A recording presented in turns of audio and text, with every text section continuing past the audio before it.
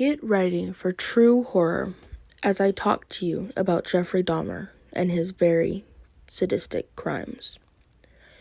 America's idea of a serial killer was changed by this man and his crimes. He spread terror through many gay men's life, and he lived a very terrifying and grotesque life. Jeffrey Dahmer was an infamous American serial killer because of his childhood, crimes, and punishment. Jeffrey Dahmer was born May 21st, 1960 in Milwaukee, Wisconsin. He was born into the Dahmer family, along with his younger brother David. His parents, Joyce and Lionel, were not a very happy couple. Jeff had to deal with the constant arguing. As Dahmer got older, he began to lose interest in everything other than decomposition of roadkill. His mother refused to find a job while his father was working, and they eventually got a divorce.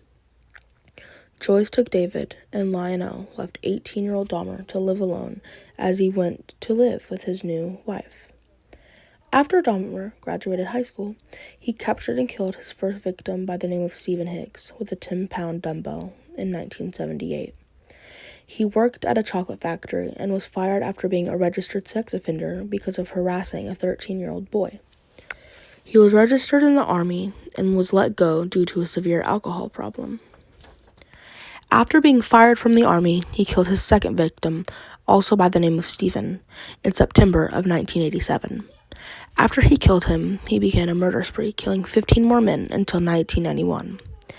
After he killed them, he put the dismembered bodies in jars full of hydrochloric acid so that they would dissolve. He kept severed heads and other male genitals in refrigerators and barrels. Jeff was sent to jail for a while after being accused of doing inappropriate things to and around children. He once said in an interview, "I know it was wrong, but my obsession was too strong." He also admitted to watching Exorcist 3 to get himself in the mood to kill and torture his victims. Jeffrey Dahmer was officially arrested in 1991 and was sentenced up to 16 life sentences, and he was killed by a fellow inmate in 1994. He was caught after one of his victims ran off. The police were called by the neighbors because a naked child was running around on the road. Dahmer found him, and he spoke to the police, telling them the 14-year-old boy was his 19-year-old lover. The police did not argue because at the time they did not want to seem homophobic. He later killed the boy, and the police found Dahmer's apartment and saw his sick crimes. He was arrested and taken to prison. During his court days, they had bulletproof glass around him due to the racial tension of considering half of his victims were African American and other foreign boys.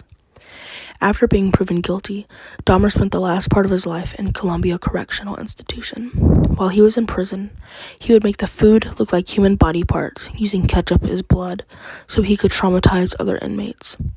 In November 1994, Dahmer was murdered by an inmate named Christopher Scarver.